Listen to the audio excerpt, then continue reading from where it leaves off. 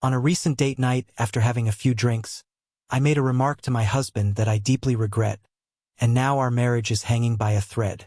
To give some context, I first met my husband when we were teenagers working at the same call center. Nothing romantic happened back then. He left for college and I stayed at the job until I graduated high school.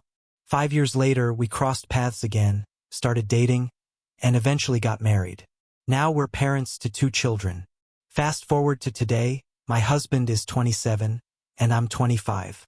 Last fall, about 6 months after giving birth to our second child, I began taking a new birth control pill. It had some odd side effects, including completely killing my desire for intimacy. My husband would initiate, but I kept turning him down.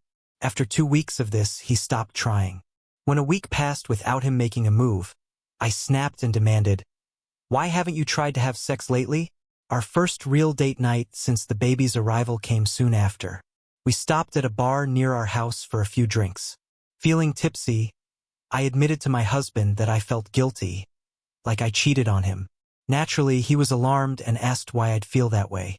I told him about a dream I had the previous week involving a guy we used to work with.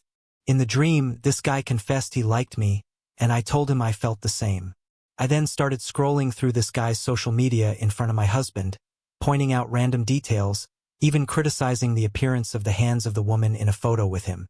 As if that wasn't bad enough, I rambled on about the fling I'd had with this guy after my husband left for college. I described how he used to tickle me in front of my husband and mentioned a particularly passionate moment where he pushed me against a wall, confessing how much it had turned me on. I even blurted out that maybe I mentioned it because I wanted my husband to do something like that to me. The next morning, my husband was furious, not just because of what I'd said the night before, but also because of how I'd been acting over the past month. He was hurt that I'd shown no interest in intimacy with him for weeks, but then ogled another man's profile right in front of him while reminiscing about past flings. Looking back, his anger only grew when I offered to have sex right then and there. He snapped, "Your body's been off limits for the past month, but one night of talking about this guy screwing you and tickling you finally turns you on?" Looking back, I can see why he feels so hurt, especially since he had a crush on me back when we first met but never acted on it. For the past 6 months, we've had moments of peace where things feel normal, but inevitably those comments I made resurface, leading to heated arguments. He keeps spiraling into these ideas that I only ended up with him because he graduated college, got a good job, and that other guy was no longer an option. He believes that given the chance, I would cheat on him with a former coworker, and it's tearing us apart. When he questioned me later about why I even brought up that guy, I explained it was because back then I felt confident in myself. I was at my lowest weight and happiest. Over the course of our relationship, I've gained about 75 pounds, and my husband now believes I've stayed with him out of depression while the other guy represents a time when I felt truly alive and attractive. Now he's become withdrawn, emotionally distant, and hardly speaks to me. He doesn't touch me anymore, and we haven't been intimate in almost 2 months. His detachment has even extended to our children. I love him deeply, but he's convinced that my heart belongs to someone else from 8 years ago. At one point, he even told me he wished I had ended up with that guy so he wouldn't have to deal with this pain now. I don't want a divorce, but I can't continue living this way. I desperately want to rebuild what we had before everything fell apart. When my husband asked about the past, he's latched on to the idea that the other guy got my younger, more carefree and sexy side, while he's been left with the responsibilities of marriage, kids, bills, and a less than thrilling sex life. He's hurt, imagining that I was more passionate with someone else. He even said, "Do you think that guy is looking through your Facebook, reminiscing about how amazing you were, especially now that you've gained weight?" He wouldn't even give you a second glance. I've tried explaining that my feelings for the other guy are non-existent and that my comments were never about him. They were about how I used to feel about myself back then, confident and attractive, things I've struggled with for years. I've apologized repeatedly, promising to make it up to my husband. For a short time, he'll seem reassured, but then he spirals again, and the arguments resurface. We've been together for 7 years and have 2 kids. I can't bear the thought of our marriage ending over this. I've made an effort to show him I'm committed. I stopped bringing up the other guy entirely, unfriended him on social media, and only discuss him when my husband presses for answers. I've started working out with my husband to improve my health and show my dedication to fixing things. Despite these efforts, our sex life remains inconsistent, heavily influenced by whether my husband is dwelling on the issue.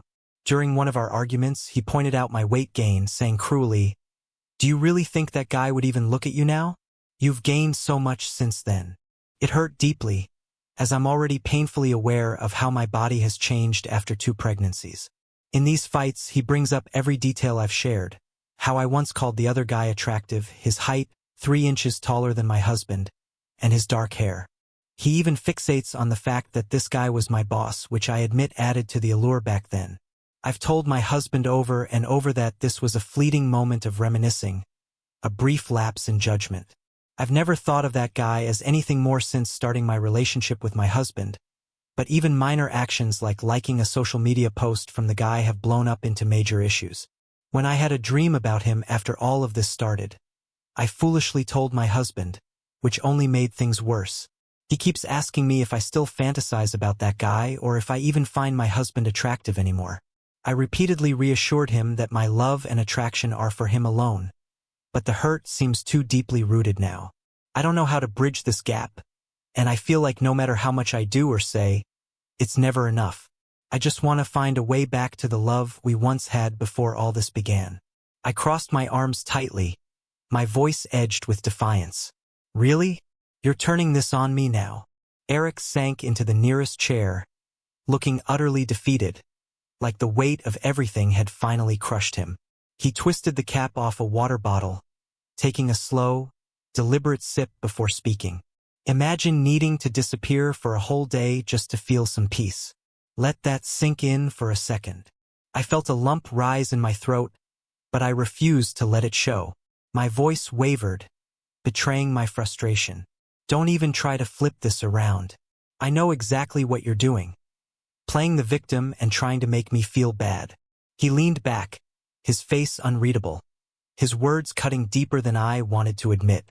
"For years, I thought my job was to protect you from stress, from life. Never did I think I'd have to shield myself from you." The silence between us was thick and suffocating.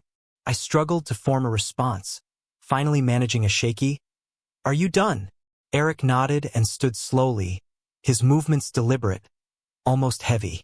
"Yeah, I'm done." Without another word, he disappeared into the bedroom, leaving me frozen in place, his words replaying in my mind over and over. That night I couldn't sleep. I lay awake in the dark, scrolling aimlessly through my phone to distract myself. A video popped up, a relationship expert talking about men and their silence. "Men often bear their struggles quietly," the speaker said solemnly. "They don't ask for help. They retreat."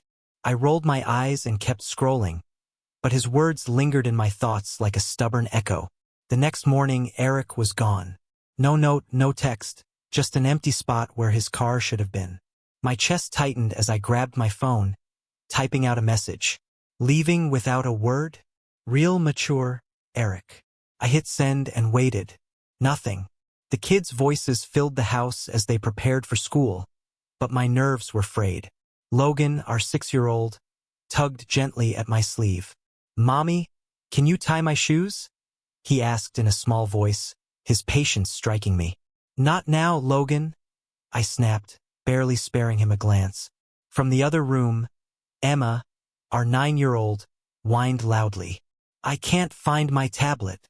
"Emma, if you keep crying about that tablet, I swear I'm going to lose it," I yelled, my voice sharper than I intended. Logan stood there quietly, his wide, unblinking eyes, so much like Eric's, staring up at me. There was something in his gaze that made guilt creep up my spine. I exhaled slowly, kneeling to tie his shoes. By early afternoon, Eric finally responded. "I'll be back later. Don't wait up." My heart pounded as I read the message. I immediately called him. When he answered, his tone was cold and detached. "What's that supposed to mean?" I demanded. "Don't wait up?" "It means exactly what it says," he replied flatly. And before I could respond, he hung up. That evening, Eric returned. It was late, much later than usual. He moved methodically, setting his keys on the counter, draping his jacket over a chair, all without a word. I stood watching him, anger bubbling under my skin. He looked at me briefly, and his expression wasn't anger or exhaustion. It was emptiness. "Are you done sulking?" I asked, my tone sharper than I intended. For a moment, he said nothing, just sighed. A low, weary sound that carried a weight I didn't fully understand. "I'm tired, Claire," he said softly. Something in his voice made my chest tighten. It wasn't the kind of tired that a good night's sleep could fix. I folded my arms, refusing to let my guard down. "Yeah, well, so am I. You think I have it easy?" He didn't take the bait. No snarky comeback, no sharp remark. Instead, he just looked at me. A long, searching gaze that left me unsettled. "That's the problem," he said quietly. "I don't think you even know what you want. But I do now." His words landed like punches, deliberate and precise. "What the hell does that mean?" I asked, my voice tinged with desperation. He didn't respond.